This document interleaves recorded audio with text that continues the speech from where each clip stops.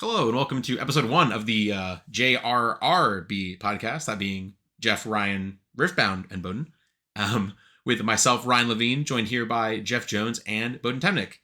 And for those of you confused, why it is episode 1, this is a soft reboot of the podcast for Riftbound.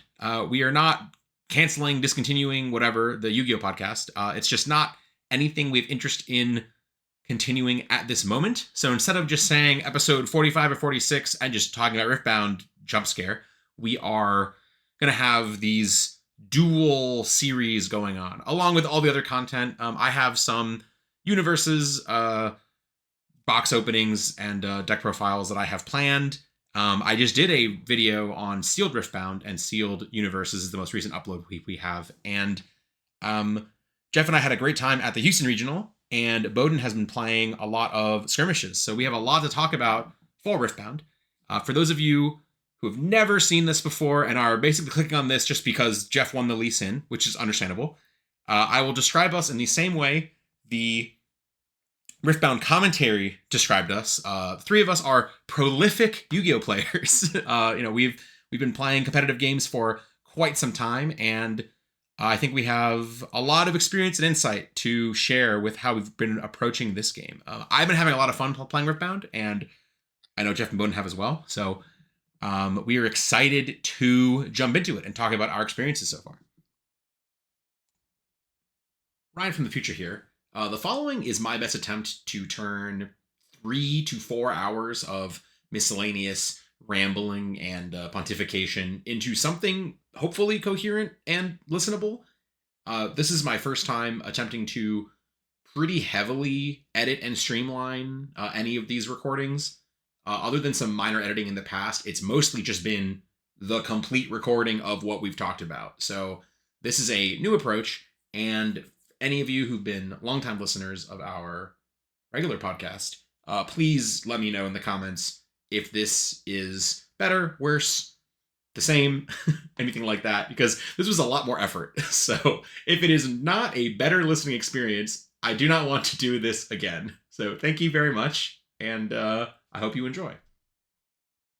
We are going to go over our decks at the event. So Jeff did a little better than me. By a little, I mean a lot. And I'm sure most people have already seen Jeff's deck and know, probably why you are here, to see him talk about the Lee Sin deck. He did win the Best of Lee Sin medal card.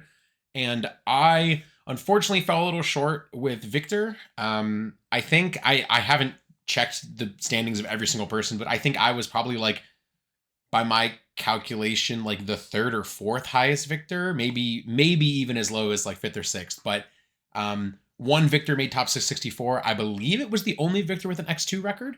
And then I think there were like 4 or 5 Viktors at X3. So I was unfortunately one of the Viktors at X3, but I do still want to talk about the deck. I think this game is new enough that even an X3 deck list has some sort of insight to be provided. And not to say that I am necessarily the definitive voice of this, deck, or by any means, obviously, but I think I have some ideas that are a little underexplored maybe. And if anything, we can start a conversation on how these decks are supposed to be built moving forward. But let's just jump right into. Think you approached Viktor from like a very different perspective than most people. Yes, I think so too. And I have a lot of ideas of where it should, I think I see where I went wrong, where I didn't full commit to certain ideas. And some of the ideas I didn't full commit to, I think the Viktor that topped did. So I want to talk about that as well. But let's talk about your deck. So you are the man of the hour here, right? You were the canonically strongest Lee Sin in the event. Yes. So as my League of Legends friends have told me, yes, Challenger NA Lee Sin. Yeah. And Bohdan did not go to Houston, but Bohdan has been playing a lot of skirmishes. So he's going to talk about the decks that he's played in his skirmishes, and he's going to, go over his experiences there. Yeah, but that will be after we talk about Houston. So I guess just take it away for, how was your journey? How was your tournament? How were your matchups? And if you what would you change of your deck, if anything, or do you think you had it right for this event? Yeah, so I mean, so to start things off, I want to make it very clear that uh this wasn't like some like insane next leveling thing that like I put a bunch of time into. I had to look back at through my messages, but I quite literally started playing this deck on December 2nd, and the event what started the 5th and 6th. So I was only playing this deck for about 4 days. Thanks to my help, Asala. Shout out to him. He was the only person who played with me because Ryan is a butthead. Um, and yeah, he played Kaisa. And originally I was going to play Set for this event because when the game first got announced and was out in China, I played a lot of Set like 2 months before the game came out here. And I quite liked him. Then I had some friends do well with Set, and I thought maybe I'll go back to him. And the more I played Set, the more I just realized that uh, there's like so much buff, like reliant abilities, and sometimes you just can't get there on time, or you can't hit on curve with like Arena's Greatest. Or not Arena's Greatest. What is it? Arena Bar. What is that thing called? The thing that taps and puts a buff on something? Arena Bar, the gear? Yeah, Arena Bar. Arena Bar, yeah, not Arena's Greatest. Yeah, Arena Bar, yeah. But whenever I was able to like hit Kiana with a buff and then like it made it very hard for like Kaisa to interact with her, and like you just get to trigger so many effects when Kiana hits with the buff. And I was like, wow, this feels great. And Kiana is my favorite card currently right now.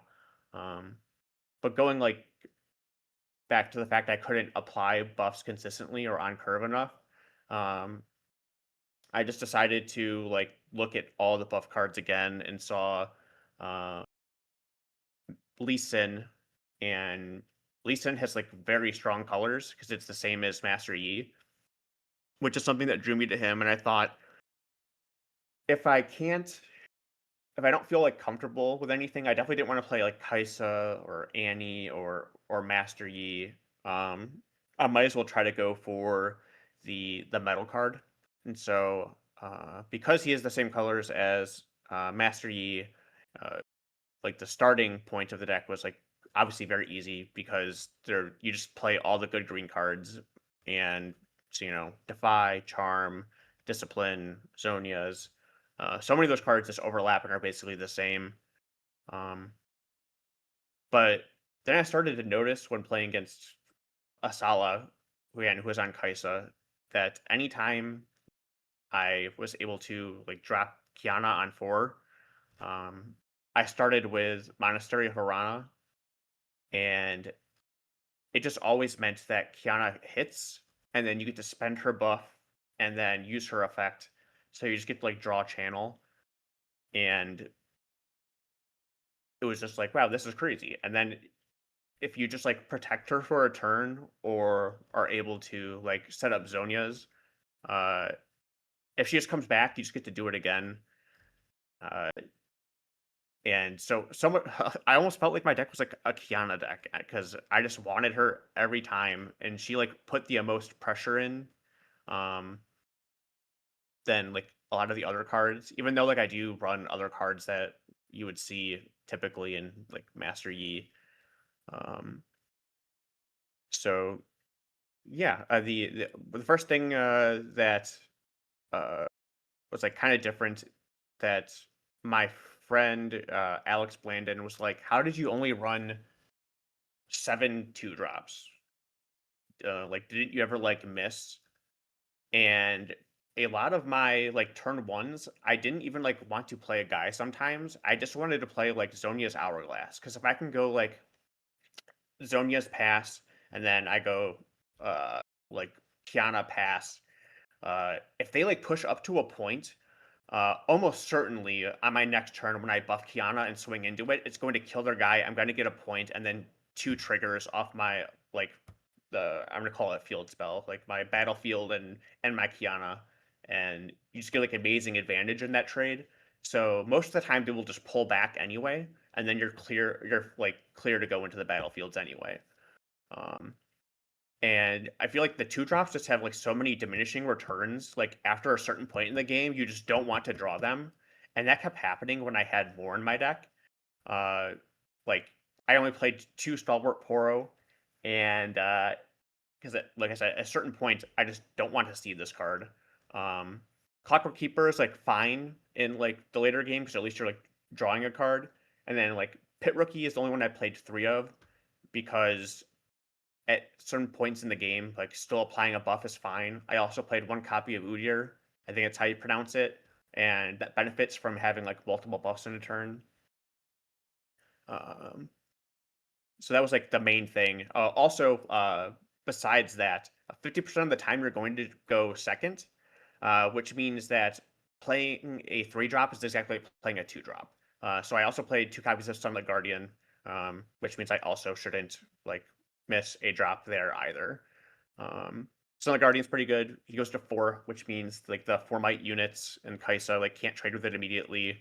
Um, and then also, obviously, he has shield, so he goes up to 5, which is important. Going up to 4 is also important because it means they have to like commit to procs of Falling Star to it. Uh, like this deck more. Something else was because I knew, so I immediately like started realizing that my deck felt really good into Kaisa, um, also into Annie, but people would say like, "Oh, Lee Sin is just like Diet Master Yi." Um, I don't exactly think that is true, but when you are put up against Master Yi, it definitely feels like that. I knew going into it, Master Yi was going to be my worst matchup. I would just kind of hope to avoid them as much as possible. Um, my only losses were to Master Yi, um, like the 2 on defense just like is like too hard for you personally to get over because you don't use any like real spells like Kaizen does to like get rid of things.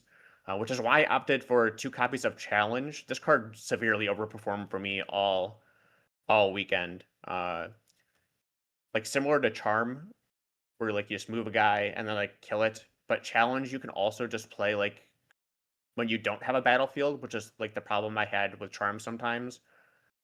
So you can just like play a guy, challenge, kill like a back row guy. I really just wanted to like kill things that were like in the back more efficiently that people will try to protect. And then also it's like one of the only ways to like trade into uh the uh like Master Yi's units, which should be the similar as yours, but outside of combat, you will have +1 and they will just be normal. So then like challenge will like always kill them. Uh I used obviously like the Lisia's signature spell, Dragon's Rage is like a charm with extra steps. Uh, so it's like a lot of people this the effect text isn't even that long on this card, but so many people had to like read it multiple times or were confused by what it does. But it just move an enemy unit and they just like fight each other. If move an enemy unit and if there's another enemy unit there, they fight each other. It's and This card's like pretty good against Kaisa, where they have like the hopeful out, and if they ever play Kaisa, you just move them and like double kill them.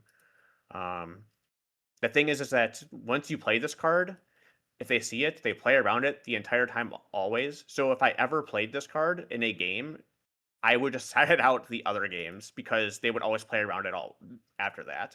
Which sometimes means they have to make like not optimal plays by like leaving 2 things in base or putting 2 things on on point, which is kind of interesting. Um, but yeah, I think one of this card is fine. I really wanted to play 2, but like I said, once they see 1, they just play around it always.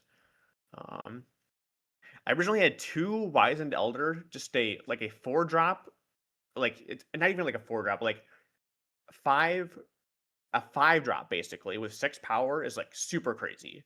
Um,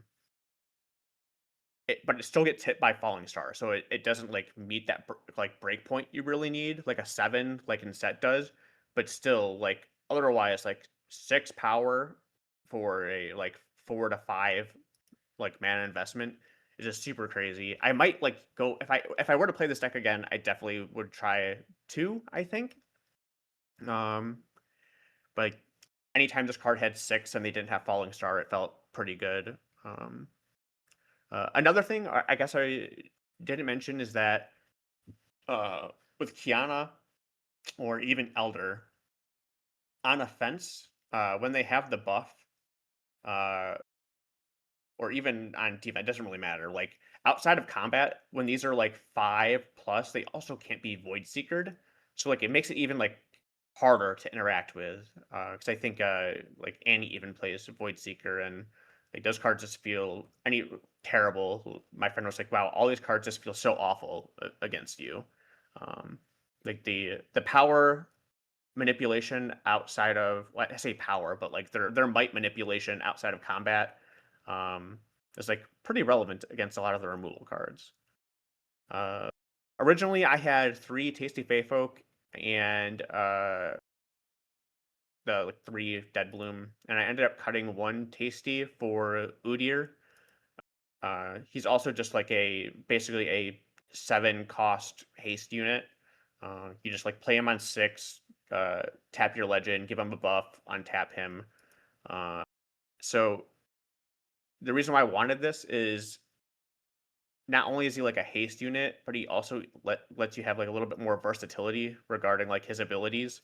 The thing that's most relevant, I think, was like the stun, like especially against like Master Yi, because it means like they have to like waste cards to not even kill your guy when you're attacking into them. The stun was definitely the thing I used the most. I also killed a couple 2 might guys at battlefields for free. But also if he like survives a turn, which usually he does, unless he gets falling starred, of course, you just get to use 2 of the things as like in a turn. So you could just like ready him and then also stun something to go into a battlefield or whatever, especially if like combination with Pit Rookie. I still don't know like how good this card is. I still might, if I had to go again, might use 3 Tasty. But I'm not really sure. I haven't really thought about the deck that much after the tournament, simply because now I want to be like fully invested in set 2. But other than that, the other thing that I also didn't use was like the green dragon, white flame. That card was like only like pretty good when you are either ahead or in combination with the like untap 3 mana guy. What is that card called? You know what his name is, Ryan? Steady Deckhand? Something Yes. Deckhand, No. yeah. Is it? I think it's the 3-drop. It's a 3-drop orange guy. I'm pretty sure it's Steady Deckhand. But I still have a hard time remembering. So even Yu-Gi-Oh! I have a hard time remembering cards' yeah. names now. But yeah, whatever. 3 mana, untap a guy, and that was like just a lot of cards to have to commit. And then I tried like just playing like the untappy guy, like by himself, and even then, like without ganking, it didn't feel that good really. Like in Master Yi, you have like obviously Master Yi, he has ganking. You can just like play him, kill a guy, like take a battlefield, untap him, take another battlefield. Um, so yeah, I ended up just cutting the white flame altogether. I just felt really bad without cards like that, and then that would require me to put more cards in my deck that I didn't really want. All right, it was First Mate. I was right on the pirate theme, but I was actually First thinking mate, I of knew he was a pirate. I was thinking of Yeah, Steady Sneaky Deckhand is the guy Deckhand. who steals the Yeah. battlefield. Yes, that's Sneaky Deckhand. I made up a card Yes. name actually. Yes. Side deck, pretty generic. 2 Unyielding Spirit, 2 Sabotage, 2 Rune Prison, 2 Primal Strength. Like these are very like. There's nothing crazy about these. You see these cards in like sides and or mains all the time. My battlefields were Monastery for going first, Obelisk for going second, and I'm sorry, Monastery for the first game, Obelisk for when I'm going second, Grove for when I'm going first. I actually didn't really like Grove. This probably should be something different, I think, because you can't hold things as well as you can with Master Yi.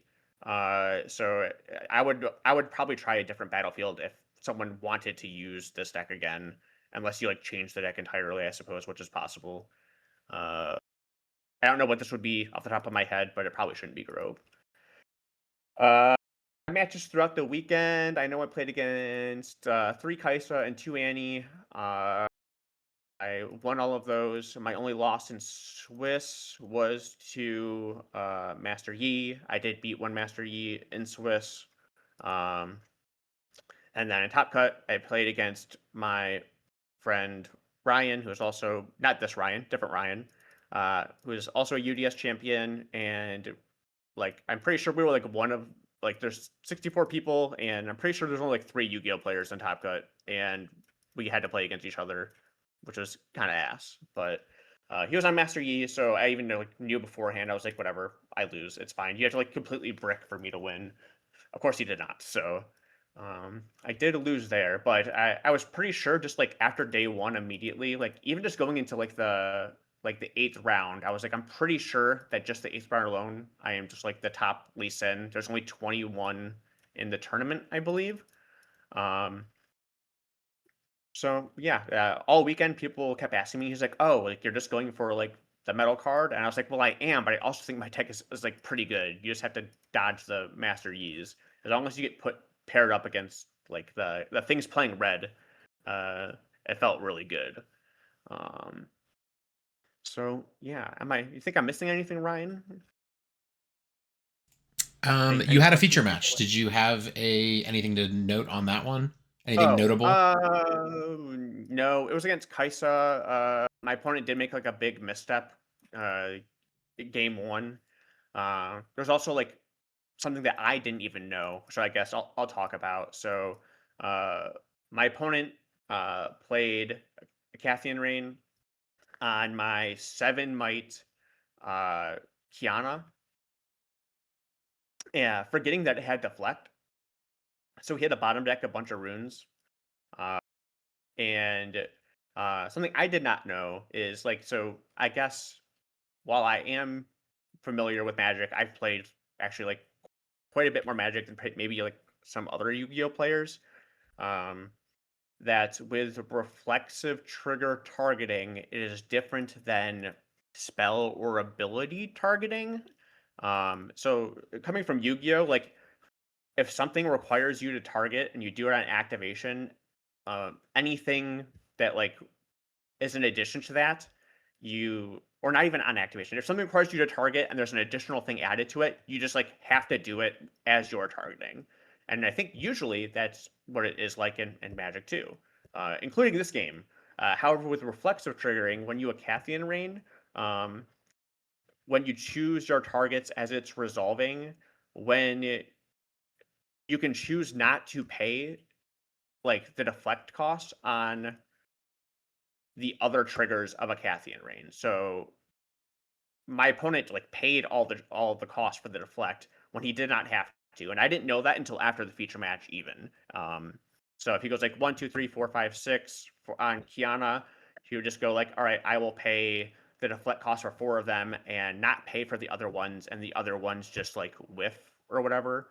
And that was like a very strange thing to me because I think reflexive triggers in general are kind of if you haven't like played Magic for a long time and have only played other games, I feel like it's very unintuitive. I don't They're know a if you little would agree with that. obtuse. Yeah. Yeah. Um, Compared to the rest of the cards, especially because as of right now there are only two. I say with a shifty look in my eye. I think Falling I mean, Star and Acathian Rain are the only two of you can them. say only 2 at least that are played. Sure, there are If there only are two other that are. ones, Yeah, we if might there not. are other ones, I don't know what they are. But Right. Um, so my feature match that happened and sent my opponent so back like game one, it like didn't matter, and then game two, I'm pretty sure I also just got to do like my normal stuff with like Kiana and Zonia's and uh I know I was able to like get buffs on like multiple Sunlit Guardians and have Lee Sin, which just like makes them huge. Uh, I think that was like pretty pretty normal game for me against Kaisa in general. So yeah, that's it for me, I think. all right, then I guess I'll talk about mine. So Yeah. I played Victor. I knew very early on from playing Riftbound at all that I wanted to play Victor. Like I've played a Paladin in Hearthstone a lot, like thousands of games actually over the last 10 years of that game existing, and making tokens is like my favorite like archetype in most card games if it's available to me. In universes, my deck that I play also, it doesn't deal with tokens, but it deals with like flooding like 1 mana cards, right? Like these 1 mana spells that you play over and over and over again is just, for whatever reason, the type of things I've gravitated towards. So I was going to play Viktor basically no matter what. And it had a really rough Kai'Sa matchup. That's the sentiment. I don't think it's quite as bad as a lot of people say, but it's definitely not good. And when I say not as bad as people say, people talk about it as if it's like a 90-10 matchup in Kai'Sa's favor. I don't think it's that bad. They But used to say that about Annie though, and then Annie just adapted. Like I think the reason is something that we'll probably get into in the deck building process, but like I'm sure you identified it. People just played a bunch of bad cards, and they had a very skewed opinion. Yeah. So basically, I spent a couple weeks just basically not building my own Viktor deck, but I spent a couple weeks just finding any Viktor deck anybody would post on the internet and just testing it. And I played dozens of games of every single version of Viktor you could possibly think of. I think the only one I didn't get to was like the blue one that mained triple time warp or whatever. That was the one I was like, I'm not even going to touch this because I won't figure it out, and I'm just going to focus on the yellow one. And I played a bunch of them that I didn't think were great, and the issues I ran into were most of them played 3 Seal of Unity, and to air quotes take advantage of 3 Seal of Unity, they played a ton of cards that had power cost. And that led me to 2 conflicting paths, which is some games you draw multiple Seals of Unity, and then you have dead cards in your hand that don't actually do anything, and then you just lose. Or you draw no Seals of Unity, and you skewed your deck building so far in the direction to take advantage of Seal of Unity that your hand is just 5 cards that cost power. And you're just recycling all your runes, and you're not really developing enough because you're putting a rune back every time you play a card. And you're just kind of in like, 4 mana jail, like 4 rune, 5 rune jail. And all of your best cards are at 6, and you have Thousand Toed Watcher at 7 technically, but realistically 8, right? So my approach was, I didn't want to play no copies of Seal because I still think seeing a copy of Seal is good. So I trimmed Seal, so you couldn't draw multiple, so I only play 1. Haha. But then I trimmed as many of the power cost cards as I could. So I was still going to play 3 Hidden Blade, 3 Call the Weak, no matter what. Those cards are good enough to be in your deck even without Seal. Like, just paying the cost for those cards is fine. And Soaring Scout, I maxed at 3 to generate more runes, and I played a couple of Retreats to also generate some runes. So now we eliminated the 2 opposite ends of the bad variance. We eliminated hopefully having 5 cards that cost power that you don't want to play, and drawing multiple runes. And if you don't see your rune, or drawing multiple seals, if you don't see your seal, your deck is still reasonable, and you're still getting to 6 to 8 to actually see your power cards. And if you do see the seal, the power costs of this deck, a lot of it is hidden, right? So I have the 2 Consult the Past, and then you have the Hidden Blades. And I used seals to actually pay deflect costs a decent number of times. That was a use case I hadn't really considered, but it made cards with deflect a lot more manageable because you can just hit them with Stupefy, and like stupefying a Pouty Pora when you have a seal is perfectly fine, and then you just kill it in combat. Or using a big spell on like using a Singularity on like a Kiana, right? Paying the deflect cost with a seal was really strong as well. So it ended up being a card that I was happy to see it.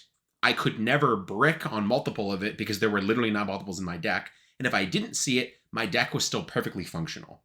And in addition to that, I kind of built this version of the deck around Dreaming Tree. So Dreaming Tree has kind of been falling out of favor for Kai'Sa. In fact, I believe the best of Kai'Sa in top 8 didn't even play Dreaming Tree because people started changing their deck building to exploit Dreaming Tree as much as possible because the de facto battlefield for Kai'Sa was Dreaming Tree. So I've got 3 Riftbound students, I've got 3 Stupefies. I Hidden Blade myself on Dreaming Tree quite often. And my game plan was lead Trifarian Warcamp as my battlefield, play Dreaming Tree post-board going first, and Vial Lair post-board going second. And if you take Dreaming Tree and you hide a Hidden Blade and you resolve it and draw 3, God forbid you hit your own Watchful Sentry and you draw 4, you win. Viktor has so many different win conditions between Singularity and Grand Stratagem and Imperial Decree and Thousand Toed Watcher, and I guess like Riptide Rex to an extent, and all the removal, where when you early on in the game know exactly what you're playing towards, like you've got Grand Stratagem in your hand, you've got Thousand Toed Watcher in your hand, you know what your role is, right? You know exactly where you need to be trading your cards. You have a huge advantage. So the Dreaming Tree game 1 into Kaisa, like I'm pretty sure I went 3-1 against Kaisa game 1. So my tournament run was 4 Kaisa, 3 Yi, Annie, and Leona. Yeah, those are my matchups. I went 2-2 against Kaisa, I went 2-1 against Yi, and then I beat the Annie and I beat the Leona. And I think I went 3-1 in game 1s against Kaisa, I believe. And that was because when they led Dreaming Tree and I led Warcamp, I actually think I was favored because my deck was built to take advantage of their Dreaming Tree, and obviously my deck is built to take advantage of my own Warcamp. And then game 2, I was gonna ask you if that was an issue with the Dreaming Tree, like post board, because No. like again, as you identified, Kaisa had that concern, right? But like, were you finding that in other matchups where you would just have a double Dreaming Tree game into a deck that is meant to utilize Dreaming Tree better, or no? Or are we still getting into this? I think the worst Dreaming Tree ever was for me is there was a game against Yi where he took control of it. It was against mid-range Yi where he took control of it, and then he resolved Discipline on his guy on Dreaming Tree twice. That was the worst it ever was used against me. But he wasn't playing Dreaming kind of Tree in the tree as well, right? That's the other issue. Like their stats are too much, and you're gonna have to try to ping back and forth. Becomes kind of awkward. But that was the only time it was ever really, like, that was the worst it ever was for me, and I won that game because I exploited Dreaming Tree more than him earlier, right? Like I'd already resolved, like the reason he got to take Dreaming Tree is because I Hidden Bladed my Watchful Sentry and drew 4. And then I basically said, you can have it, right? So then I just started fighting on the other battlefield. And then the other thing about the post side Dreaming Tree game is my side deck is a lot of one-ofs. Because on the Dreaming Tree games, you're drawing so many extra cards. You usually will see your side deck card. I mean, like, usually, haha, not like every game, obviously, but you see it often enough. That you can side in a card like Dr. Mundo, and you will probably have drawn half your deck or more by, the turn you would want to play that card. So we sort of saw that with Candlelit as well, where people would just pick it for matchups where they needed to dig for specific cards, whether it be like removal or like Time Warp. And like it's like Scry 2, it's a little bit slower, but like you're just getting it off conks early, so you're seeing like what, on average, if you're conquering the same battlefield multiple times, probably like 8 cards where you wouldn't normally see 8 cards is sort of the same theory. Did you consider that as well, or no? I definitely would moving forward. One of my Kaisa opponents played it, and they resolved it. It was actually funny. They resolved it against me twice, and they bottom decked both cards. Then the third time they resolved it, they kept both on top. And I went, those are 2 Acathian Rains on top. So then I very, very aggressively played around Acathian Rain on my next turn by taking as many trades as I could. I basically decided, unless they were bluffing me crazy, they have 2 Acathian Rains on top of their deck. And I double conquered the battlefields by trading in literally all of my guys. And then I kept just enough up that it was still... he still had to use Acathian Rain to like clear my board. I think I left, 10 to 12 might still up, but it was just like a bunch of tokens. So then he still had to commit his turn using Acathian Rain to clear me. And then from there, it was kind of too late because I picked the spot of like, I have to, play around this because he I'm not gonna say like telegraphed it. Like again, he could have outplayed me crazy by just leaving two I mean, like blanks on leaving two on top. top, it could just be Yeah. like any removal, right? Mm. Like it's not like that polarizing, but I agree. Like generally, if they're bottom decking two cards, they're just finding units that like don't really work out too well in this matchup, and they're just digging to find something to trade, like the 4-cost Victor or something. Like they might be digging for like a Falling Star, they might be digging for a Void Seeker or whatever else. So Yeah. I think it's kind of capped, but a Cathian Rain definitely fits into that cap. So I think it's worthwhile. You also probably got a Candlelit trigger as well, right? Like that was the other concern with cards like Candlelit. It's lesser than the extent of Dreaming Tree working against you, but it's like handle it against the quote unquote shit decks where you make their deck better by virtue of just like you now get to scry 2, you now get to combo it with stack deck, you get to combo it with your Hidden Blade or your draw cards, and like that might just be better for you than it is for me, and that's where it becomes very very weird. I'm not entirely sold on it, but I think there's some merit to it. And again, like you said, it does telegraph like what happens if it's just like conquer, take, pass, and like oh, I left both on top. Well, now you know they're good cards, so Yeah, you better do something. for sure. Um, Biomod was pretty much just like I played against. I expected a lot of Annie. I only played against one, but there were a lot of tournament. And Did you beat the Annie or? I did beat the Annie. Yeah. Yeah. Biomod's really good against Annie though. Obviously, it stops a lot of their random tricks. But as far as changes would go, I think like the problem with my deck list, I explained my thought process of all these things of just like I changed it to do certain things. Well, I made those changes Friday morning of the tournament.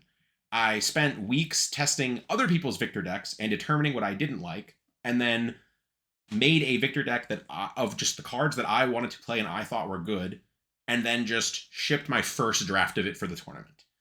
I should have locked in a deck of my own a couple days earlier. I should have on like Tuesday been like, this is the deck I want to play, and then spent a day or two refining it instead of just spending all of my time playing other people's decks and then not making my own deck until Friday morning.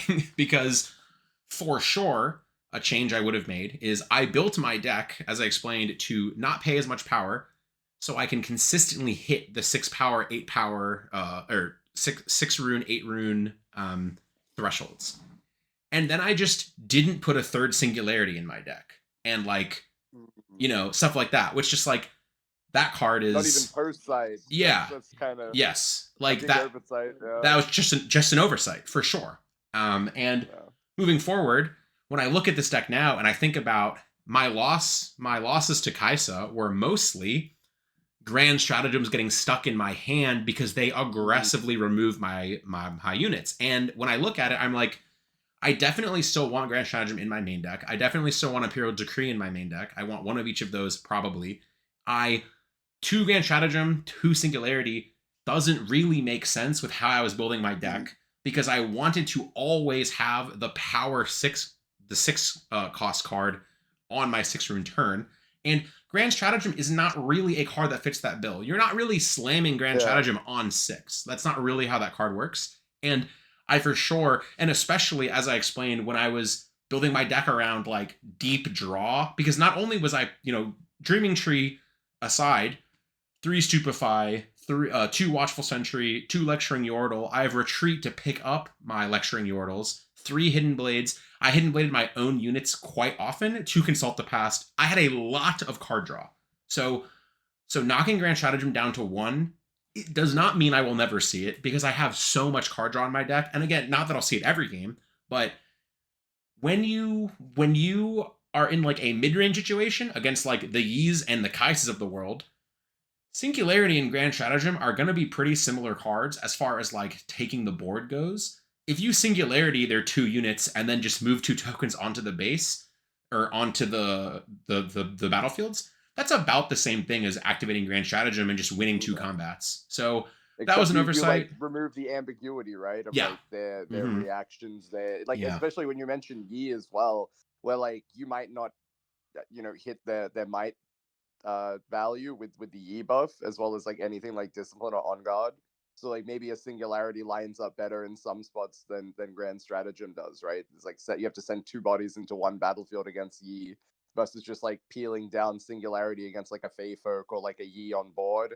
Or maybe you just pay, like you said, you wanted to have the seal to pay for your deflect cost. Maybe singularity targets like a Kiana or something that's just sitting in the battlefield without the buff. Yeah, Might end up being better. and those exact same things. So I had one feature match at the event. I was the round 4 feature, and there is a game 2. I had the points written down wrong, and I thought my opponent was at 6, and then I just literally let him hold to 8. So if that looks weird, that's what that was. I didn't just let my opponent win for free. They're like, the judge is like, yeah, he wins. He's at 8, and I'm like, oh, on my notepad I had 6. He's like, no, he wins. I'm like, oh, okay. And then just and I was like, did you watch it back to confirm that was correct or no? I did not, but I had a friend tell me they did. Sure. But yeah, I just okay. But yeah, so I will eventually. But yeah, so if it looks crazy, that's what it was. But yeah, I was the round 4 feature, Viktor versus Yi, and yeah, I singularity, just you said, I singularity Kiana on the battlefield and used the seal for the deflect cost, and it was like, it was exactly as we drew it up, and it was just like, singularity should have been at 3 in my deck. That was a huge oversight, and I do think it is possible I would have beaten one of my Kaisa losses if I had singularity in my hand and was not stuck on multiple grand stratagems. Like, it was just both of my losses against my round 8 Kaisa opponent. When I lost, my hand was just double grand stratagem Imperial Decree, and you can sort of see the ratios that you have as well, right? Like, you have 2 grand stratagem, 1 Imperial Decree. In my mind, just knowing like how you would approach deck building in other card games, your idea was, let's just have this as like the 3 copies. Like, this is the 3rd copy of Grand Stratagem Imperial Decree. Your singularity and your Riptide Rex ratio. This is going to be singularity in some spots. I gen a unit, but I also kill 1 body. So in the spots where singularity would only kill 1 unit, you just play the Riptide Rex, and that's your 3rd copy of singularity, right? Like, that's sort of what you were going for. Yeah, exactly. Alongside the card drawing. Yeah. Yeah. Reasonable. For sure. And I think maybe I mean we can I guess I'll quickly talk about the changes I would make. I would definitely go -1 grand stratagem +1 singularity in the main. I really was not a fan of Vanguard Captain. That was, the single copy of Vanguard Captain was a holdover from the previous versions of the deck with 3 Vanguard Captain, 3 Seal of Unity. And then I just didn't love that card. Again, when I didn't have the seal, God, that card felt bad to play. So I would probably rather just go with the Yordle.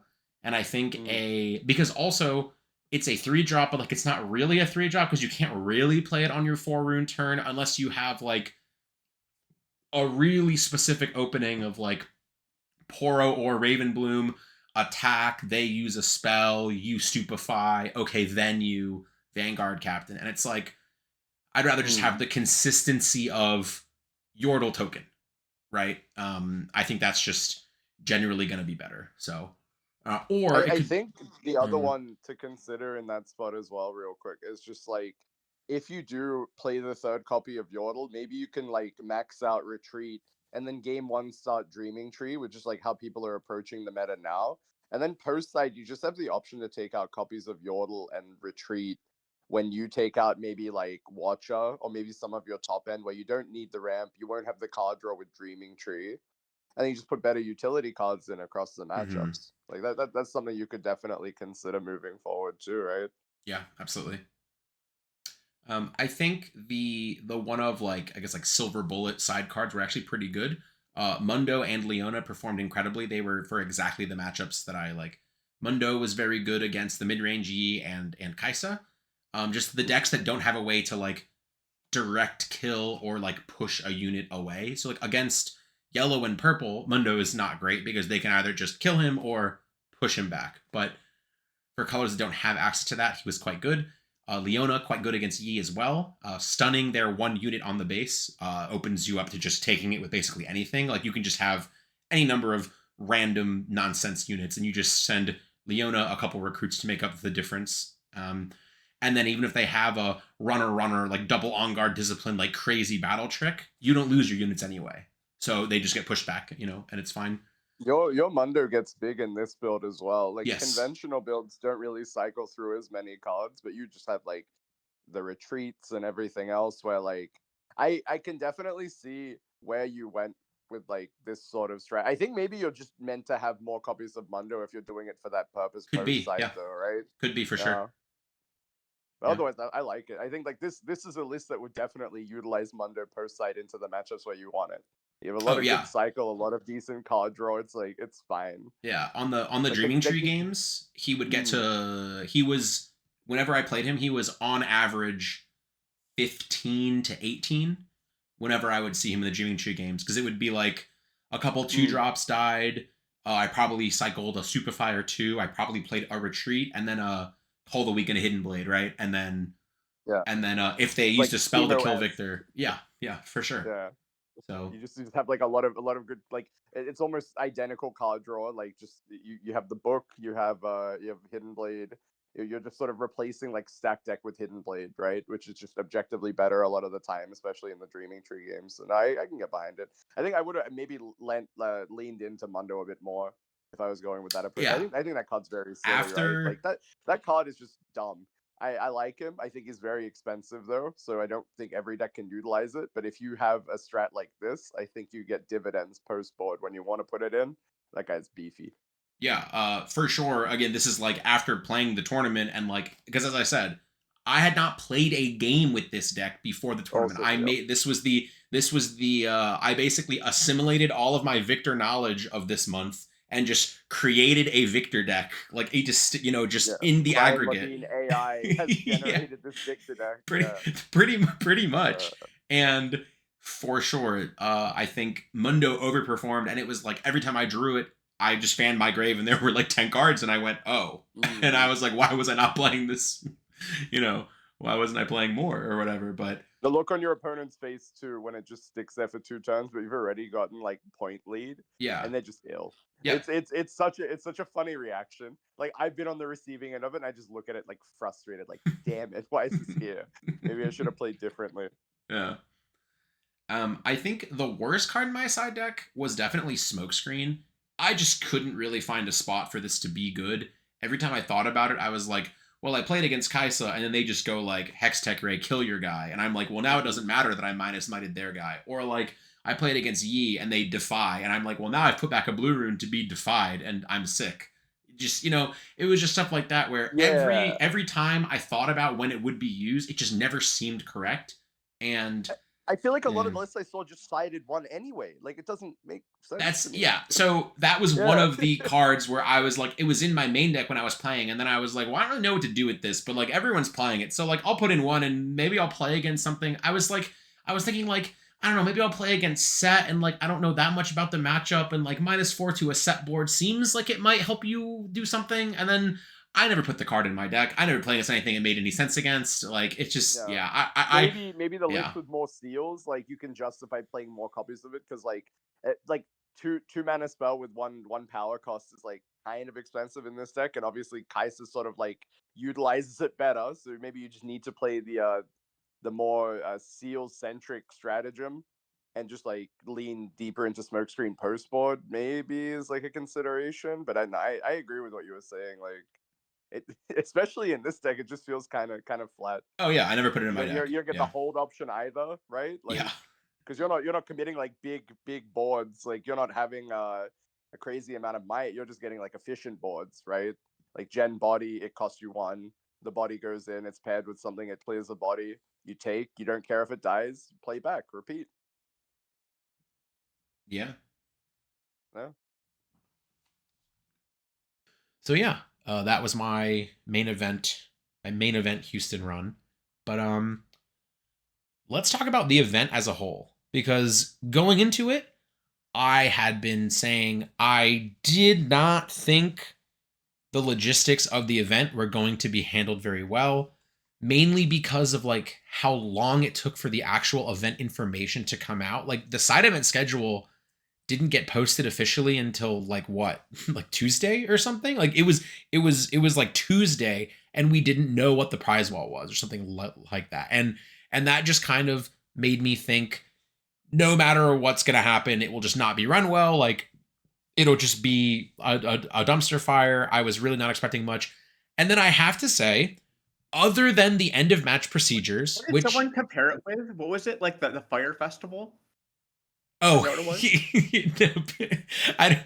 I just remember people were like, make sure you record yourself as much as possible, so when Netflix makes their documentary about the worst event ever run in human history, you can sell them all your footage or something. And it was like, yeah, I guess. But I have to say, I think other than the end of match procedures, which absolutely have to get adjusted, and I'm sure you have a lot to say about this, which is because you were talking about it earlier. Um, like the number of turns, or there needs to be a time limit for overtime or something. But other than every round going 25 minutes overtime, just because the end of match procedures were not good, the rest of the event ran almost flawlessly. They started pretty close to on time. I did not think that was ever going to happen. I thought there was no way we were starting until 11 or noon or something, but we actually started at like 10 or 10:30. All the side events actually ran almost flawlessly. I don't like, this is something that I don't think any other game has done yet, that I was actually incredibly impressed with the online software, which is they were able to set table ranges for side events. So they had a separate side event section, and there were like, let's just say, the main event was 1,300 people, and had table like 1 to 700 or whatever. Then side events also had tables like 1 to 700, and I think they were like tables like 1,001 to 1,700 or whatever. And they would push your pairings to like, you were in side event X, like pod number 5, and it would push your table number to your online pairings, and it would have you at table 1328 or whatever, because they could set the table ranges of the side events. And that is something that Pokemon does not do. That is something that Yu-Gi-Oh does not do. That's not even something that Universe, is the other game UVS Games runs tournaments for, does. I've never been to a One Piece event, but the only things I ever hear from any of my friends that play One Piece are just, there's literally nothing to do other than the main event. Like the side events are so bad, yada, yada, yada. So yeah, truly the side event experience, I think, was an actual A+. And I did not think in a million years that would be the case. So yeah, I was thoroughly impressed, I must say, about just like the event as a whole. I felt like there was plenty to do if you were not in the main event, which I don't ever feel that way at these types of events. So, and I think this was the most important event for it to feel that way, because if it felt like there was nothing to do outside of the main event, I feel like a lot of these people would never come back to these events. So, hats off, A+. I actually think the event was run pretty well. Yes, no, thoughts? So like, people know me as like the extra negative guy, probably. Not negative, but I'm a lot more critical, I think, especially of Konami. But, they've had 20 years to get their shit together. Um, like day one was like, for me, was like really bad. I was like not Friday, happy you to be mean, or there. Saturday? Yes, Friday. Friday. Okay, Like, sure.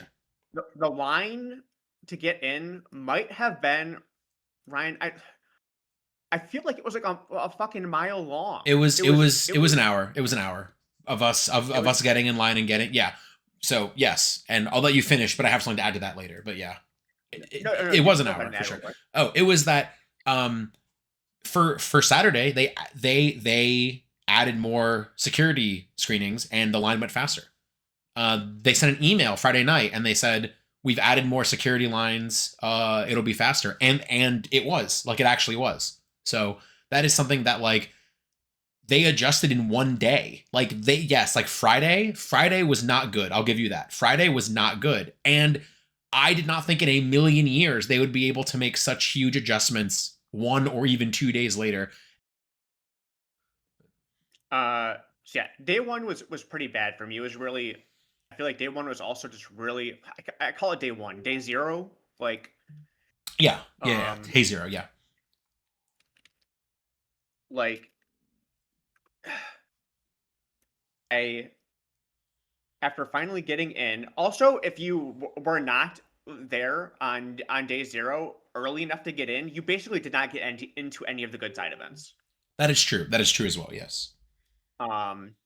So at a certain point when I got there, the side events were already capped for the decent ones. Like only like the kind of like on-demand ones were up, and I really didn't want to play in any of those. That might be more of a personal thing. Merch line, day 1, day 0, whatever, also infinitely long.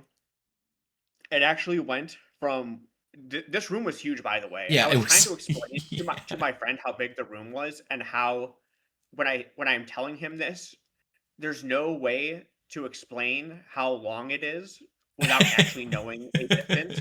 But the merch line went from one end to the room basically to the other side of the room, which was at the not the like the feature match area. And that spanned almost the entire room at one point. My friend was like, "Oh, if you're not going to play any events, let's go get in the merch line and get some of the stuff that's going to be money." And I said, "I will be in that line for 2 hours." Yeah. So the lines, were pretty bad. As for actual day 1 of the tournament, Saturday, it did start at like 10:15. As far as I'm aware, and what our badges said, it's supposed to start at 9. Well, the hall didn't open until 9. So the badges I think were just the hall opening hours. I don't think they were ever. Okay. I don't think they were ever supposed to be the main event hours. Okay. Yeah. Okay. Sure.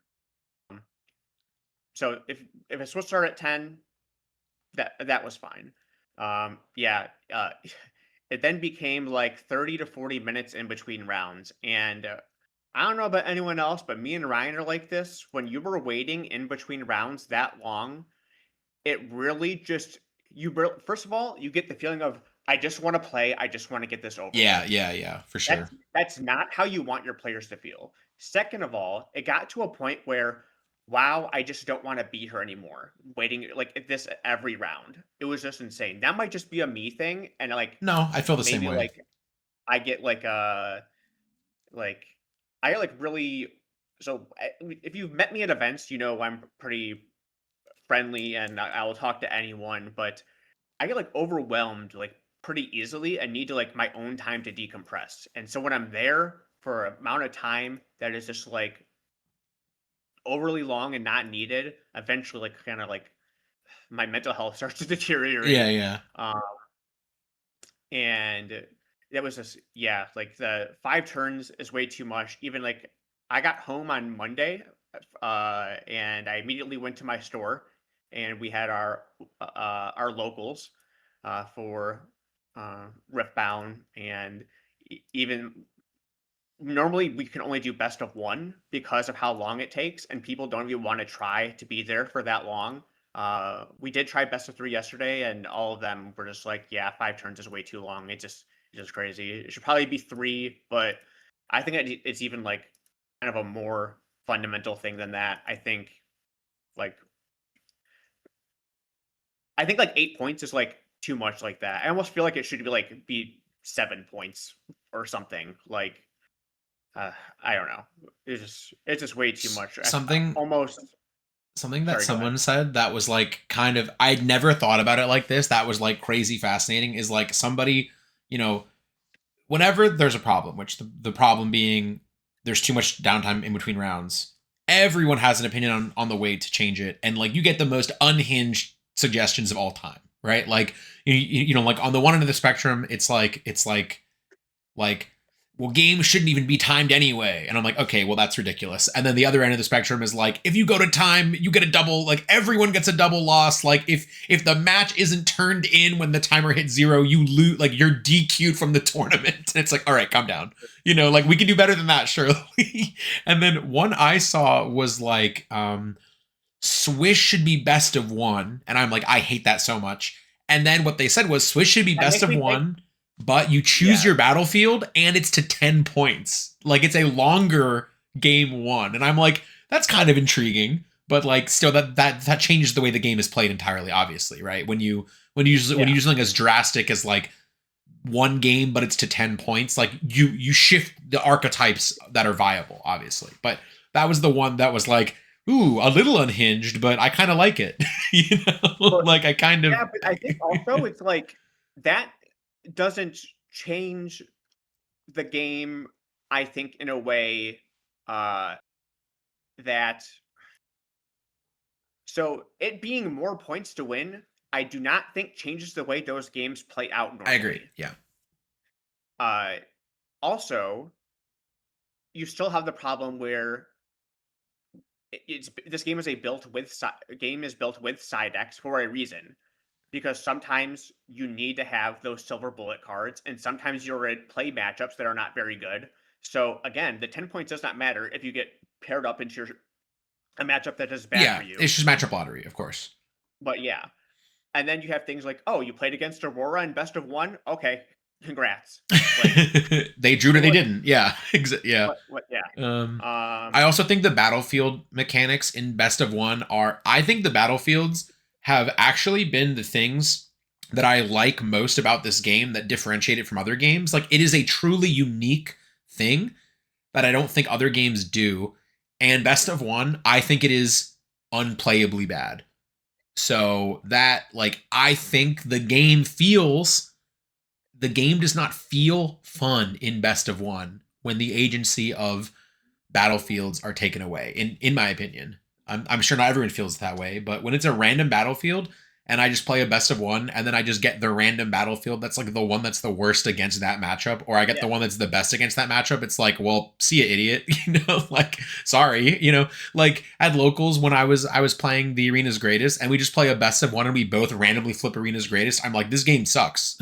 Like this game, like, wow, this game's terrible. And it's like, it doesn't have to be terrible. Like, it can actually be really sick. It can actually be really cool.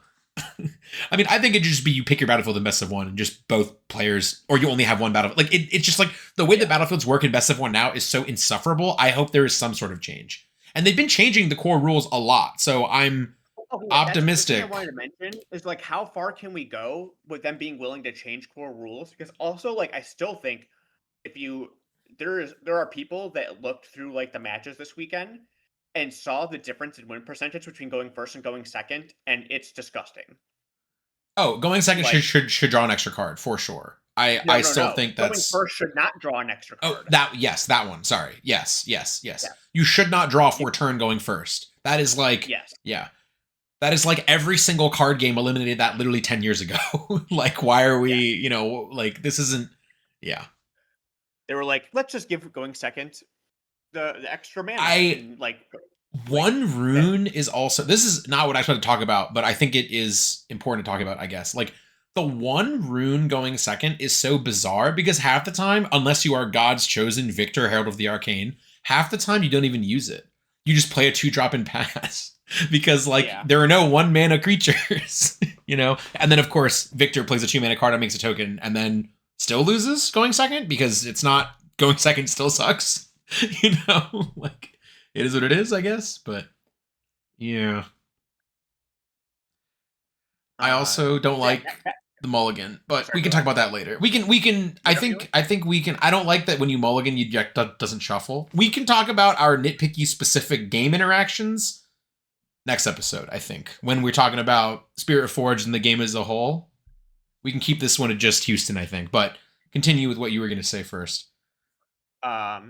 No, just about we're talking about like my perspective on the event. Yeah. Outside of the time, the other random misstep was at the so day one ended at like 11:30 or midnight, something like that. The actual tournament. I think it was 11. Yeah. Well, I know. I checked my phone at 11:30, and the event had not been finalized. Oh, yeah. We just finished. Like we finished our matches and just left. I see. Yes. And for the last round, actually, I don't even know how this happened, but I think every player, if not almost every player, and for the last round, got paired incorrectly. So going into the final round, I was in like 32nd place. And so I just have to draw my last round. And then I look at my table, and it's like I was at table like 50 or something before that, 50 through 100, and I won. So I look at my table number for the last round, and it's like 300 something, and I'm like, what the hell? And I like look at the tables, and I'm looking around, and I'm like, this can't be right. And I go up to a judge, and I'm like, this, there's no way this is right. Do you know if anything's wrong with this? And he looked at it, and he's like, And he goes, let me look at my stuff. And I guess each of the judges had like their own little software on their phone that could like look at like tables and stuff like that. And so he looked at table like 300 something and was like, my thing says you're not even playing there. And I'm like, what? And I looked at it, and it had 2 players who were not on my phone. So I was like, Interesting. okay, that's weird. And then someone comes up to me who I actually know from a long time ago and is like, oh, we play against each other. And I was like, oh, are you also X1? And he goes, no, I'm X2. And I'm like, there's no way that That out of this is everyone, right. I randomly got paired down. Also, out of all these, because there's so many. There are so many people who were X1 at the time, right? Yeah. And then other people started going like, "Oh, I also got paired down. I also got paired down." I got I paired think down, yeah. it basically, yeah, everyone else got paired up and down with each other, and so they had to do some stuff and re-pair the entire round. I don't even know how that happened. Yeah, It would that be was bizarre. interesting I to didn't know. really think about it, I guess. Like in the moment, like this is the first time I've thought about it even for 1 second since it happened. And yeah, that Hmm. was weird. That was bizarre, wasn't it? Yeah. Yeah. Um. Other Huh. than that, I would agree with Ryan for the most part. Things went. I don't know if I had like bad expectations, or I think I just had more Oh, no you know I expectations. had really, really Yeah. low expectations. I did not make it a I went secret. I went, yeah, well, yeah, and usually I would too, but I went into this thinking, whatever, I'm just gonna play, whatever happens, happens. Um, and even like some staff members, so I had to like do like an interview at the end of the tournament for like my prize card and stuff. And they're like, "What did you think of the event? How was your experience?" And I said, "Well, it definitely could have been worse because it absolutely could have." Yeah, for sure, for sure. Uh, for me, the staff was all very nice. I don't know. I think it was all of the media staff, the people who did like the interviews and did the photos. I spent like randomly a little bit extra time talking to all of them, and they were so kind and helpful. And like when they had to take my photos, I hate getting my photo taken, and they had like a professional photographer in the back, and she was like modeling me around and telling me to move certain ways. Um, and I was like very upfront. I'm like, I don't like getting my picture taken. I don't like the way I look. And she's like, well, don't worry about it. We'll whatever. Like she was like very encouraging about it. She was really Mm. nice about it. So now, as far as like the actual like event and like the like meta, um, I don't really think I had any expectations. Like I don't think I really had an idea of what I like thought would be good or bad or whatever. But did you think any decks like would or wouldn't show up, and then they did or didn't, or did everything kind of go? I mean, I think the only thing that was like maybe left field is like Annie people thought was good and was doing well, and Kaisa was going to be the most popular deck, but I don't think it was the favorite to like get first place and win the tournament. Um, I think the only thing that I thought was a little out of the ordinary of what people were saying, air quotes, is Aurora had seemed to be losing popularity, but it did really well in general, right? Like Aurora decks were very successful. I don't know if you thought that like did that really go against any of your expectations, or was that about what you thought would happen? No, it was like pretty expected, right? I think going into it there was chatter about set being broken, and then there was chatter about MF and like Aurora decks, right? Because the Aurora decks are well positioned into Kaisa, they're well positioned into set, and that was just the expectation. And then the thing that sort of came left field was like Annie from the 10Ks in the last 2 weeks. I thought was that deck performed a lot better than people gave it credit for, and that also skewed the whole Aurora playing into like these perceived top 2 decks, and like it's decent enough into Yi. But now here's Annie, and Annie just has like the dumpster Aurora matchup where it just takes the game away for fun. I think I think that sort of played into itself. There was like levels to it. I think the top 64 is what you expect. It was, the decent percentage of Kai'Sa, Yi, Annie, and then everything else. I think the biggest thing from Houston was no set in top 64. And then there were a couple more unique decks, right? Like it was Jeff with Lee Sin.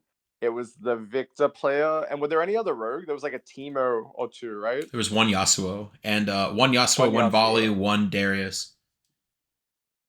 One Darius. Okay. Darius is interesting. I think that was a sleeper pick, but I don't think that deck can ever perform in an event with like a very deep Swiss run and top cut, because it can just lose to itself. So the more games it has to play, the worse it tends to be.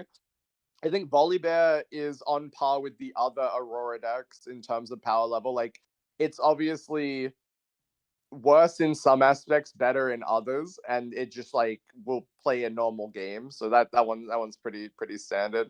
I think Yasuo has the makings of like another decent deck like Lee Sin, because it's just like mechanically unique. And I think there's a learning curve to knowing how to play against it. So that one also doesn't surprise me. But yeah, I think set is the main takeaway for me. Like I think no set in Top Cut is like, did these people level themselves, or like did they all change last minute? I know they didn't. Like I'm pretty sure the Colin guy loaded set once again. I know Blandon did. Like all the people on their team just stuck with what they were already No, playing. Blandon I played think, Annie. oh, he did. Oh, true. Who was I thinking of that played set again? I don't know. Maybe it was just Colin. Okay. Yeah, like that's the only thing that surprised me. Otherwise, it's pretty consistent based on my testing. Like Aurora Yi is just the scariest matchup. Like I think any Aurora deck is genuinely concerning. And I'm glad we sort of got to see it. And that plays back into like, oh, is Thermo Beam good enough to make the cut? Like, no, probably not. Like if you expect Aurora decks, you might just have to change how you build your deck entirely. Like that might be the only way to do it. Or if you're worried about the other matchups, like maybe you just have to side Thermo Beam and hope you see it when you need it. You hope they don't have like Sabotage Aurora on like 10 mana, or you hope they don't have what do you call it? Like Defy. I guess you can't defy Thermo Beam, so that's kind of irrelevant. But like what is it? Windwall, right? Like they have like an Aurora established Windwall negate. Like that's kind of annoying. Maybe it is Windwall. I don't know. Which one's the 3 mana green negate? Windwall, yeah. The Windwall. Okay, cool.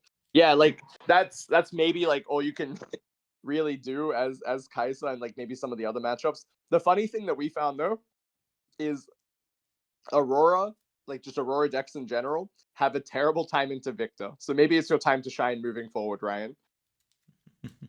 If we see a Yeah. hot trend of more Aurora decks, could be the play. Yeah. But yeah, I think the only thing that really stood out was Annie's performance. Like it won the event, it had, multiple in top cut. And that was something that didn't really translate from the Chinese metagame. Like I don't know if you were really looking at any of that in your travels, but yeah, like that I think stood out for me. Everything else was just expected. And like even MF, sort of the same thing. I think MF is like another deck that people sort of didn't respect, but I think all the cards are really good. The color typing is really good, and it's an Aurora deck. So, if you're already losing to Aurora Yi, yeah, you're probably losing to Aurora MF. Like that's just standard. What were your expectations going in? So I mean, I think again, like you said, I think a lot of people expected Annie to do well. I didn't expect it to do this well. And it did surprise me because I feel like the decks, like anything using green, I think is really good into Annie. And not only do you have like Defy for like their big pushes with Ride the Wind, um, if you're not maining it, like almost certainly you're siding the stun card for 2 mana. I can't remember its name. It's in my deck, but yeah, just it's like I said, stun is like one of the like only ways to really stop the whole like gigantic Vi type thing. Overall, green decks I think are just paired really well into it. So when I saw that like Annie beats like Master Yi in the finals, I was like, how? And then someone was like, oh, it was Aurora. I was like, oh, that makes sense. Annie should just destroy it. But yeah, in general, I think that it definitely that was the one thing that surprised me the most was how Annie did so well. Again, I thought it was a good deck, but not I did not think it that was crazy. 3 out of top 4 good deck, right? Yeah, that Especially was like compared to like three out of top 4, and also Kaisa not being in top 4, right? yes. Um, so that was the biggest thing. I knew going into this also a which through the grapevine and other stuff that a lot of people, or a good number of people, were going to be bringing misfortune to this event, and I think we did see a good number of that. Oh, now I can look at this. Misfortune was 5% of the field with 59. Ari, Timo, Annie, Master Yi, Kaisa. I think Kaisa, Master Yi, Annie definitely makes sense. Really surprised at Timo and Ari, but their Ari is just a very, very popular character, and so is Timo. The one thing I guess that a lot of people were surprised about was how little set and how no set uh, ended up converting. Yeah.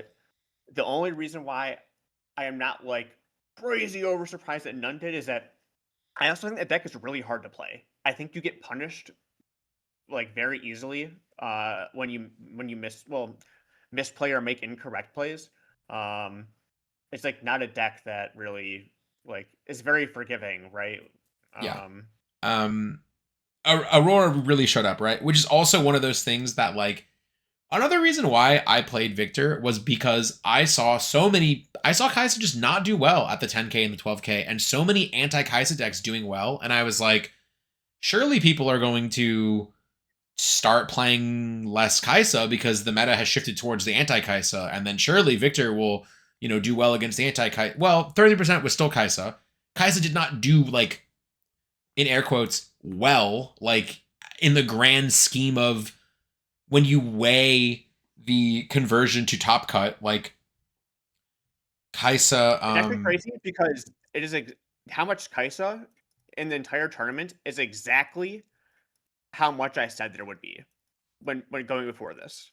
yeah, Because people yeah. are like, I don't think like 50% of the tournament is going to be Kaisa. I think it'll probably be like 30%, and you'll play like 3 in Swiss. And then I played 3 in Swiss. And So then I it's played exactly the same. 4, but yes. And you And then I played played 4. 4 as Yeah. Victor, unfortunately. But yeah, as you got further into tournament, it was like, I'm curious what the one Victor in top cut lost to, because if they played, it was a coin flip to play against Kai'Sa in top 64. Like, there were 27 Kai'Sa in top 64, so it was not, it was a little worse than a coin flip, but And how many were there? 11.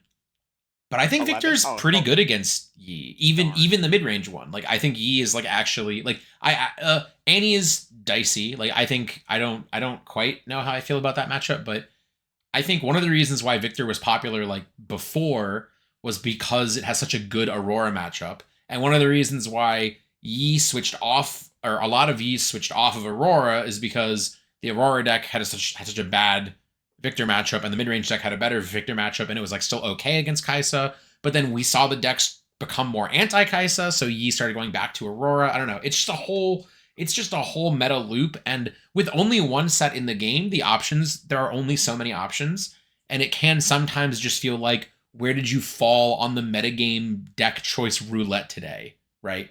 Where, like, my last Kai'Sa opponent in Swiss asked me what I played against, and I was like, I played against 4 Kai'Sa, and he goes, I played against 4 Aurora decks. If we just switched brackets, maybe we'd both be undefeated right now. And I was like, Right. you know what, maybe. Like, possibly, but. So while Bohdan was not at Houston, he has been playing his local skirmishes, and I think you have a different perspective on organized play, probably because you're in Australia. So a lot of people who are in North America right now are probably experiencing different things. So how have your skirmishes been? I guess first, what deck or decks have you been playing in your skirmishes? How many skirmishes have you played? And what is your opinion of, like, the organized play currently?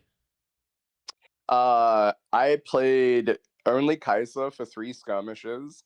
My opinion of organized play currently is that I think it's good. I think you can tell it's definitely been rushed. Because when you release a new card game, if you don't have organized play established quite early, you do lose a lot of the interest gain from, like the hype, right? Like, the hype is always something you have to capitalize on. And I think UVS and Riot did quite a good job in implementing like early OP relative to the release date compared to a lot of the other games we've seen in the last like 15, 20 years. Work on it. So what did we have? We had the release event, which I think that was not handled as well as it should have been. The promos are good. It was really just an option to purchase product, right? Like that was the main selling point, and sort of like there was no reason to show up outside of meeting the new members of the community and sort of just getting stuff established, right? That's good as like an anchor point, just getting an idea of like who's doing what, who wants what cards, and like you sort of build your Nexus Night perspective from the release event. Now we get into the Nexus Nights. I think these are like par for the course for most card games. We have a tournament pack associated. Nothing else like really to say, right? Like I think Ryan and I have talked about the product shortage, probably at length, not on a podcast setting. So I know a lot of my locals will just basically give you one normal pack and a Nexus pack. Maybe some locals will give additional pricing on top, but like product is scarce. So even Nexus packs are scarce. There's a finite amount of them for now until the restock is coming. So again, like for the infancy of the game, I think it's pretty standard for where we're at. Would like to play some sweatier Nexus Nights, maybe, because a lot of them have been best of one. I think best of three is like how the game should be played, but I think they need to reevaluate end of match procedure just based off like first parts of gameplay.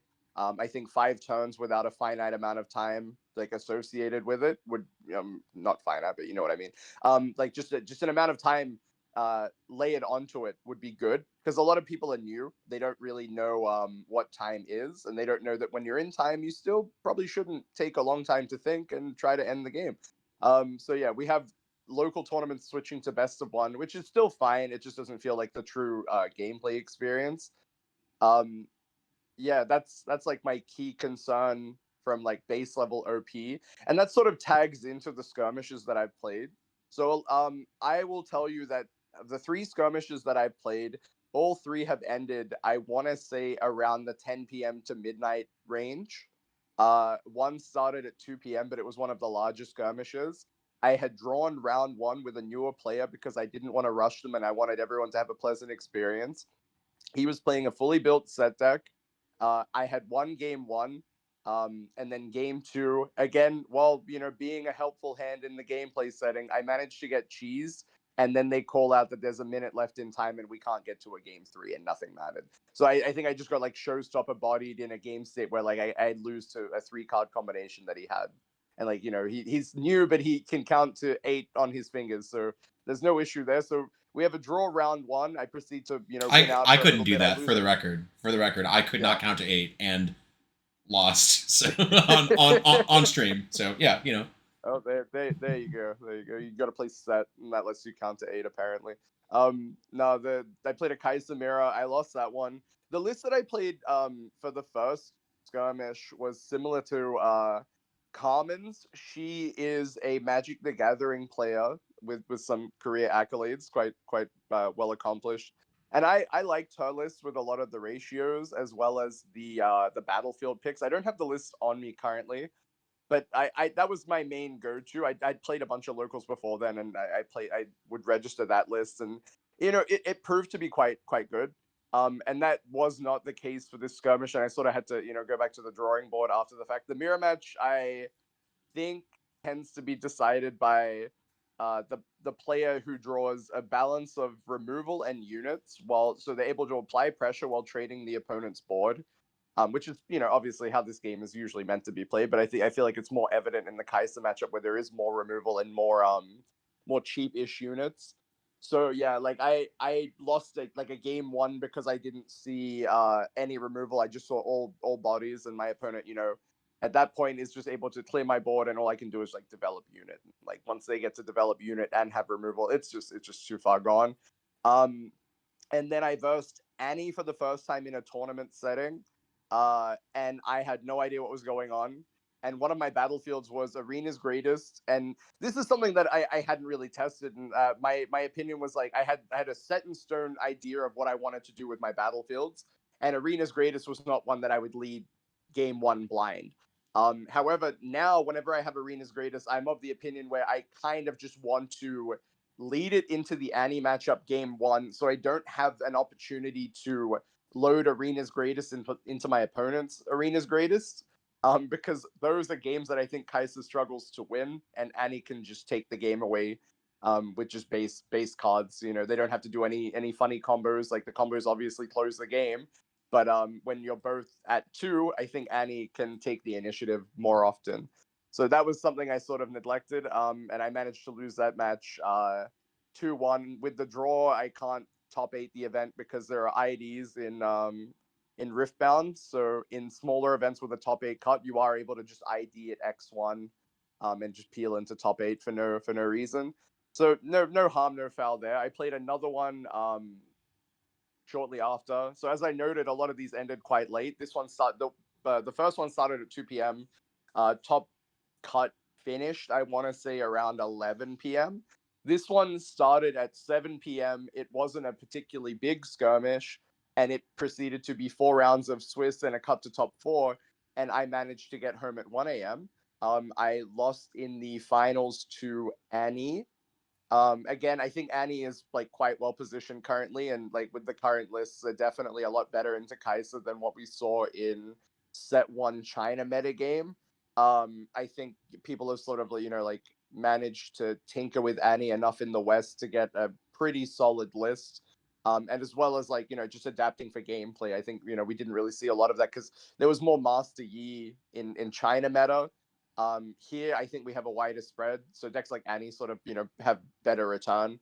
But yeah, so that was the second skirmish, and then I played a third skirmish, which started again at 5 p.m. And we played the finals at like 11. I managed to beat Annie in the finals, so I secured my round one bye. Nothing really to say there. A lot of my matchup spread was my losses, because like I did a lot of X1 into top 4 ID the last round. So for the second one, I lost round 1 to the same Annie that I lost to in the finals, and then I won 2, drew 1, made top 4. Haha, it's an ARG. And then my skirmish in the third skirmish, I went undefeated, drew the last round with the other undefeated, played top 4, won top 4, won finals. Yeah. So not like crazy, competitive ELO events. Like they're all best of 3. Like they were all played out proper tournaments. Not like the skirmishes that are having to phone it in because they don't have enough time, to run them. They run like a best of 3 no top cut or something, which is against policy. And we'll see what happens with that. Like I understand they're just trying to get the job done, but I'm worried that a lot of the people that won their buys from skirmishes like that might have some issues redeeming those buys. So that's something to keep in mind if you were one of the people that had to play a best of 1 skirmish or a skirmish with no top cut. But yeah, otherwise, I think the skirmish pricing is good for it's good for a set 1 card game release. I don't think it is something that like you can be upset about missing. Like it's definitely not One Piece level of like maybe I'm gonna eat my words, but I don't think Blitzcrank and Tryndamere are gonna end up being expensive promo cards in the long term. I think the first playmat is actually quite nice. Like coming from a background, I didn't really play League of Legends, so I have no real favorites from League. But I think the Blitzcrank playmat looks cool. I would have maybe preferred them having not just an art playmat, maybe a playmat with zones on it, especially for it's a set 1 release. I think that would be kind of cool. I have a But note I can on that. sort of see their approach. Sorry. So at PAX Unplugged, one of the product designers for Riot was actually walking around at the sealed play area when we were doing our sealed play pods, and he asked players just getting feedback on what you want to see from products, and a lot of players said they wanted zoned mats. And I had a conversation with him. I was playing on a Spellground, and I talked to him about the cloth mats and the different things, and I talked to him on Saturday and on Sunday. He said that the sentiment he was getting was a lot of retailers originally said, we don't know if we want like Riftbound mats. Like, we'll take League of Legends mats, you know? Like, if you do zoneless mats that have League of Legends, like, sure, we'll sell a Volibear mat. You know, we'll sell a Ari mat, I think they have, or whatever. And then he said, now that the game itself has proven to be popular, you know, I think it is very likely that we'll see zoned mats in the future. So that is something. Yeah, I think, like, again, I just had a couple conversations with a couple people at PAX who were just getting feedback, but it did seem to be that he did say that the popular answer was, oh, I would love a zoned mat. You know, like I would love a mat with zones. I think the Misfortune mat, the Houston premium competitor Misfortune mat, I think had zones. I think it did. I could not tell you. Yeah. I would have to dig through. But yeah, no, like that was something I was gonna double check. I was like, I wonder, but I don't know who posted. But the retail ones do not. The retail, because I bought a Volibear mat at PAX. They do not have zones. But yeah, that could change in the future. I mean, that makes sense, right? Yeah. I think that's really good, right? That's smart marketing. So you have a non-zone League of Legends playmat. What does that convert into for the people that don't play the card game? It's a mouse pad. Enjoy. It's a desk mat. Yep. Yeah, it's an esports mat. Like there's no issue there. Obviously, the dimensions aren't big enough to really cover a majority of the table space, like most of the actual desk mats that they have. But no, I think that's smart. And then for tournament, you should lean into having these zoned mats. Look at like a way to do it where they're not particularly jarring, but I think that would be helpful. And I think maybe for future events, maybe stuff like pre-release, sort of like the lower tier of organized play, I think mats with zones on them would go quite far, because there's players that I know who still use the paper playmat from their starter deck, and they're just doing that to remain consistent because they might be new to card games. They just want to keep all their field setup consistent across every game. They're not like us who will sit there and like, my deck is in the wrong place, my legend and my champion are in the wrong place. I don't care. The game will get played all the same. So yeah, like I'm not the one who should be marketed a zone playmat. I am the one who will show up regardless. But I think it would be beneficial to most players, or even having like sort of like a proving grounds type product with a learn to play thing, maybe in like year 2 or maybe like the later part of year 1, with a playmat with zones on it could be kind of cool, because One Piece does box sets like that. You could definitely get away with something like that with League of Legends. Learn to play together box set or something. Something. They had those at PAX Unplugged. I cracked a Charizard UPC, and I was like, imagine if this existed for League, like the Riftbound card game. Imagine if you had buff dice. Imagine if you had reduction dice. Imagine if you had damage counters. You had playmat. You had sleeves, a deck box. Did you catch any of the Houston stream? No, did you watch a lot of it? Like, I watched a lot of the matches. I didn't really catch any of the stuff in between. Sure. Well, I mean, like, did you see the game pieces they had for the stream? Yes, yeah. They were like 3D printed, right? They weren't. I'm not 100% sure what it was. They had one thing that was super cool, where it was the might symbol. It was like 2 dice, like stuck together, and it was just a might symbol, and then you could with a plus, and then you turn it to how much it's reduced. I would love those. I would love to have those as products. So those. They existed for One Piece. I think they have like a plus 1,000, like they have like the plus value, right? Like assigned to it, and you can change them as you go. I think those aren't official in any card game currently, and they're all made by third parties. But why not? Like just make official ones. Like make official ones, make them good quality, put them in a box set, do something like that. I would purchase if you made. Again, staring at this UPC that I got destroyed on cracking because it had a big crease in it when I got it shipped to me.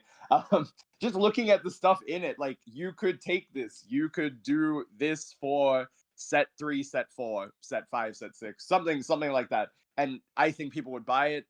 It's a good way to get packs into the community as well. And like really the only thing that comes out of those box sets tends to just be like the pack value versus like retail or something, right? So like this had 18 packs in it. What if we make it 10 packs, playmat, a deck box, sleeves, and some damage counters like might counters, reduction, whatever. And you just charge, a little bit below what MSRP would be for 10 packs, or like like somewhere around that range, or you just charge MSRP of 10 packs plus like $10 to cover all the other stuff in it. Like that could be something we see in the future, and I think I would welcome it, especially with the amount of people that are new to card games. They do not have the muscle memory to adjust on the fly when it comes to new things being introduced into your game. And that's the physical game, the actual game you're playing against your opponent, where like, oh, I need to gen a token. What could I use for a token? I've seen people like ask, hey, like, can I use this as a token? I'm like, bro, you can use anything. Like, pull a receipt out of your pocket, put that on the table. Like, that's your token now. That's your recruit token. That's your Sprite Mother token. That's whatever.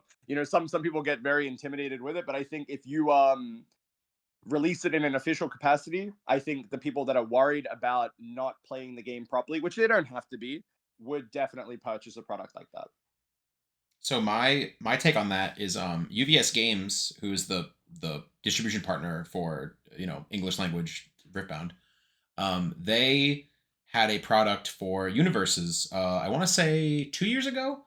That is almost exactly what you were talking about. When set four of the good. My Hero, yeah. So when set four of the My Hero, rebrand for Universes came out, they had a special box that I want to say had 8. It was almost like an ETB. It was almost like a Pokemon ETB. It was like 8 booster packs of the newest set, and it had a set of acrylic, more or less status counters, because the game has certain mechanics where like you apply freeze to a foundation. So like it's basically like that land won't untap next turn. So like it's a Pokemon little at that point, yeah, right? yeah. Like It's a little yeah, it was a little acrylic counter and it was an ice cube, right? And then they had a little hilarious. acrylic counter that was almost like a rewind button. And because there are some lands that can like untap themselves but like only once per turn, so it was a little counter you put on it to say I've already used this, right? And then it had dice with arrows for the zones that the game has. So it basically had the official versions of these little accessories that people had been asking for. So I could definitely see a product like that being incredibly successful for Riftbound, right? If they made a product that was a couple packs, maybe like a promo card. I think the box had a couple promos, like a promo card, and then you get the dice, you get maybe little like on the stream they also had these little counters that said like temporary shield tank, right? You get a couple of those maybe. I enjoy that. I think that is a good way to represent those type of things, because I think a lot of people as well, when you have stuff like cleave and they cleave a unit, they just put a +3 dice on it. The thing is, like, it only has +3 assault in combat. It's not +3 now, and you misrepresent it. Like, that's something to consider, like a +3 assault dice or counter, right? That'll remove ambiguity. Yeah, for sure. So I could definitely see that being a popular thing that I'd buy one, right? Well, Ryan, you've got people on the inside, so be sure to feed that info into them. We need this. But yeah, just to close my thoughts, I think Skirmish is good for set 1. I think anyone that's complaining probably hasn't played another card game in its like infancy. We're not talking like the Battle Spirits. Here's $1 million as our first tournament before the product's even released, and we're gonna kill our game by extension because of it. I'm talking more of like I guess like One Piece, Digi, stuff like that. Like not the real knee jerk, like we need to pump money into it reactions, just like good promo pricing. Like here's a mat, here's some other stuff, and then we get into the nitty gritty of organized play as everything rolls on. I think these are good. These were good for set 1. These were good for the first month of the game in the West. Like I can't complain. Could the promos have been better? Yes, by definitely. Like it's Blitzcrank and Tryndamere. Like I don't play League, but most of my friends were like, yeah, it's kind of an odd choice of promos, and they're really just not like cosmetically different except for the little gold embossing stamp down the bottom, and some of the foiling is different. So again, like not too crazy. Could have maybe had a better pick for those, because I think a lot of the other card games that have come out, they picked more iconic characters for like their first promo cards.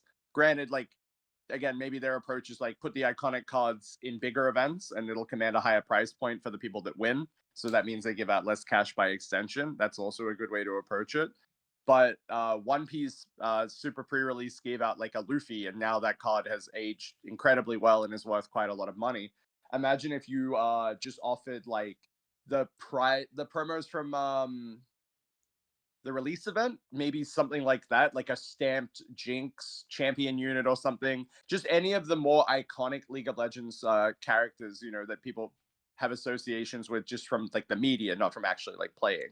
You know, like Jinx, Lee Sin, just all the standard stuff, and the rest are eluding me because I don't play League. But I Victor think that would be a better way to approach from the it. hit Imagine, like, Netflix TV show Arcane. Sorry. Arcane. Yes. Like that's the other. Or like, is Blitzcrank in Arcane? You tell me. No. Like, well, there you go. Pick more characters from Arcane, perhaps. And that will wrap up the first episode of the JRRB podcast. I hope we covered just about everything to talk about for Houston and the early days of the Riftbound competitive circuit.